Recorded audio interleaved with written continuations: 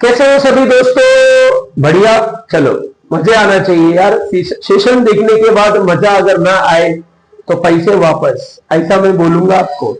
देखिए, चर्नी चालू करने से पहले मैं आपको बता देता हूं कि सेशन में काफी एफर्ट डाल रहा हूं। अगर आपको सेशन अच्छा लग रहा है, समझ में आ रहा है, कंटेंट वैल्यूएबल लग रहा है, तो अपने लोगों में शेयर करो, अपनी इज्जत और वैल्यू बढ़ाओ। ठीक है, चलिए। और एक बात बोलूंगा कि इस वीडियो के नीचे कमेंट करना और लाइक करना मत भूलिएगा। If you are new to this channel, subscription जरूर कर लीजिएगा, सो दैट लेटेस्ट वीडियोस के अपडेट आपको मिलते रहेंगे।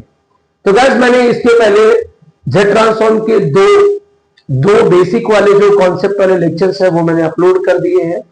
अब आपको सेशन चेक करना चाहिए। This is your third example, right?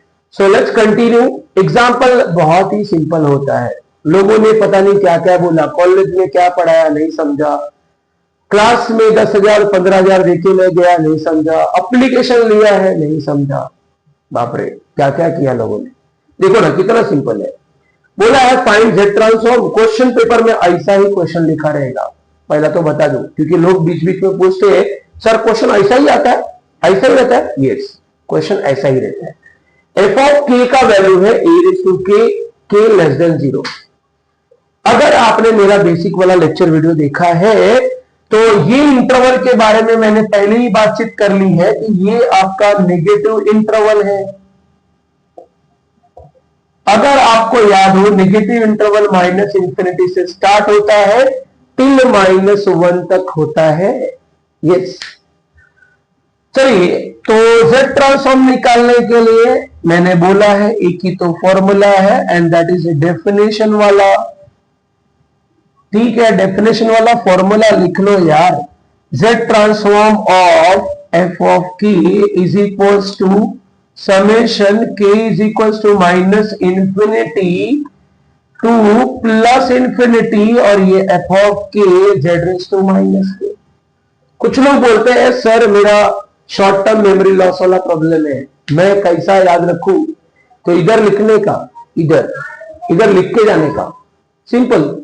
अगर तुम्हारे कॉलेज में इधर चेक हो रहा है तो इधर लिखो, इधर चेक हो रहा है तो किधर और लिखो, लेकिन लिखो। बिकॉज ये फॉर्मूला अगर साथ में नहीं ले गए, इधर या फिर इधर भी नहीं तो इधर नहीं तो इधर, किधर भी अगर लेके नहीं गए तो प्रॉब्लम है, आप क्वेश्चन सॉल्व नहीं कर पाओगे।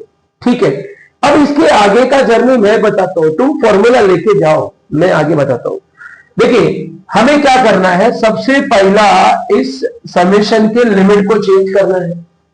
अब समेशन का लिमिट क्या आएगा भाई? जो आपको इंटरवल दिया है वही लिमिट आएगा। तो इंटरवल माइनस इंफिनिटी टू -1 दिया है, इसलिए लिमिट माइनस इंफिनिटी टू -1 आएगा। अच्छा, एफ ऑफ के का वैल्यू क्वेश्चन में दिया है जेड रेज टू माइनस के, ये जेड रेज टू माइनस के। इसको सॉल्व कैसे करने का नहीं समझता सर, मैं बताता हूं ना। देखो, सबसे पहले क्या करो, इस समेशन, ये जो लिमिट है ना, लिमिट, इस लिमिट को आप पॉजिटिव करो। अगर नेगेटिव है तो, अगर ऑलरेडी पॉजिटिव है तो उसको फिर से नेगेटिव करके पॉजिटिव मत करो, अगर नेगेटिव है तो पॉजिटिव करो। क्या यहां पे लिमिट नेगेटिव है? ऑफ कोर्स नेगेटिव दिख रहा है, माइनस दिखा मतलब नेगेटिव है, तो लिमिट नेगेटिव है। अच्छा, पॉजिटिव करने के लिए यस, वेरी बेसिक थिंग, आपको पुट करना पड़ेगा के की जगह पे माइनस के पुट कर दीजिए, पुट के की जगह पे माइनस के।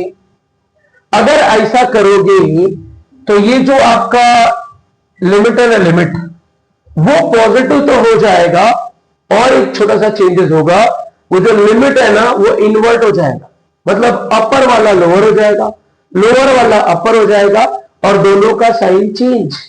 मतलब ये जो -1 है वो +1 हो गया, और ये जो माइनस इंफिनिटी है वो प्लस इंफिनिटी हो गया।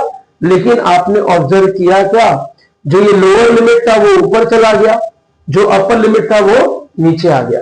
और यहां पे अंदर जहां पे भी के दिख रहा है माइनस के लिखो, के माइनस के डालोगे तो ये प्लस के हो जाएगा। सिंपल। हमने यहां पे के की जगह पे माइनस के क्यों डाला? इसके पहले वाले एग्जांपल में नहीं डाला था, यहां पे इसलिए डाला क्योंकि ये लिमिट नेगेटिव था, समेशन वाला लिमिट पॉजिटिव चाहिए, है ना। तो पॉजिटिव करने के लिए वैल्यू पुट किया, तो ये जो लिमिट है वो इन्वर्ट हो गया, लोअर अपर हो गया, अपर लोअर हो गया बाय चेंज साइन, -1 का +1, -∞ का +∞, और अंदर के की जगह पे -k हो गया। Very simple. अब आगे की जर्नी, लिमिट पॉजिटिव है तो अंदर वाले टर्म को ऑब्जर्व करो, ये अंदर वाले टर्म्स को, जिसका पावर नेगेटिव है नीचे लेकर जाओ, पॉजिटिव बनाओ। तो यस, इसका तो ऑलरेडी पॉजिटिव है, इसका नेगेटिव है, नीचे ले गया, पॉजिटिव बनाया। वही सेम रूल। चलिए पावर को कॉमन लेना है, कॉमन, अगर मैं पावर कॉमन लूं तो दोनों का पावर के दिख रहा है, के गया तो ये z/a हो जाएगा, z/a, राइट। तो गैस मैंने पावर को भी कॉमन ले लिया है। अब आगे क्या, अब आगे अगर मैं चेक करूं यहां पे, तो यहां पे देखिए मैं लिखता है लास्ट, नेक्स्ट है Fourier transform of, sorry z transform of f of k is equals to, हमें यहाँ पे ये जो लास्ट स्टेप मिला है मैं यहाँ पे कॉपी कर रहा हूं, summation k is equals to 1 to infinity, ये आपका z/a रेज टू k। अब इसके आगे क्या, इसके आगे आपको k का वैल्यू 1 से जर्नी स्टार्ट करनी है एंड टुवर्ड्स इंफिनिटी जाना है। देखिए ना, मैं यहाँ पे लाइन ड्रॉ करता हूं, यहाँ पे जर्नी 1 से स्टार्ट होगी टुवर्ड्स इंफिनिटी, मतलब इस तरह से आपको मूव करना है इस डायरेक्शन में। तो 1 के बाद आप 2 डालोगे, 2 के बाद 3, 3 के बाद 4 and so on till infinity.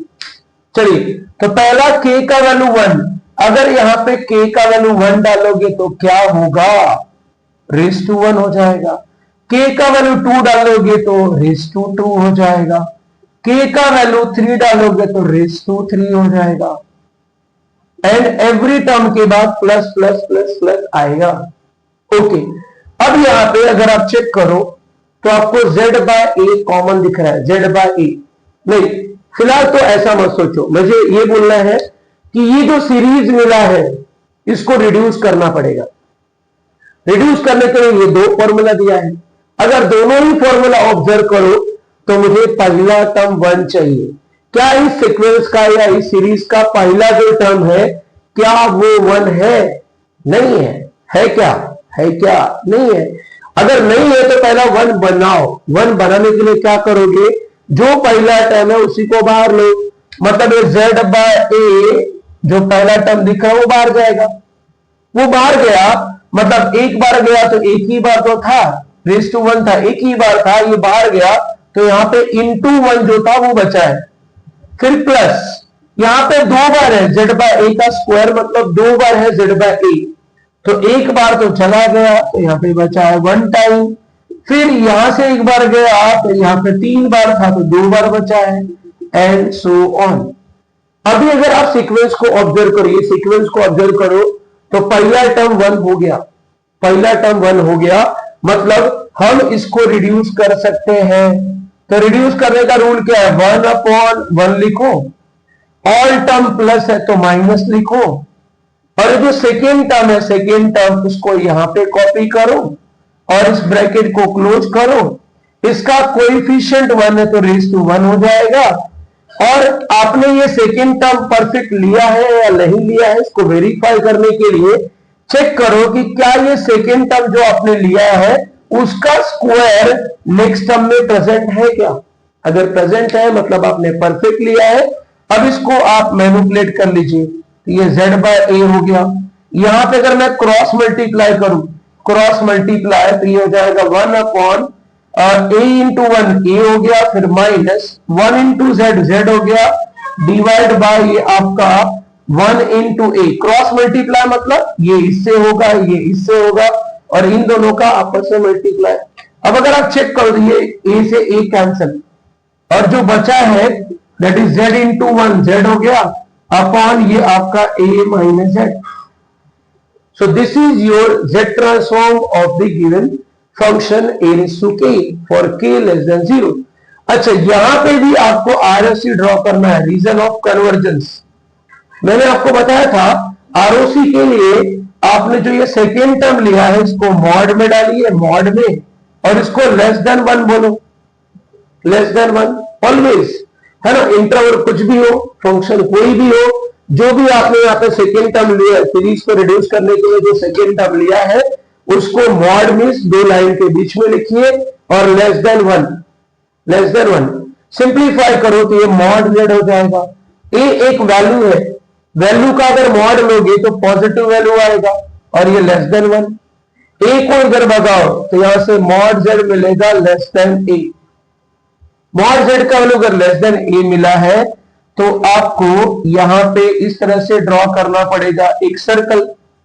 अच्छा, जो मॉड जेड है उसके आजू बाजू एक ही तो नंबर है ए, तो मैंने एक सर्कल ड्रॉ किया जिसका रेडियस है ए।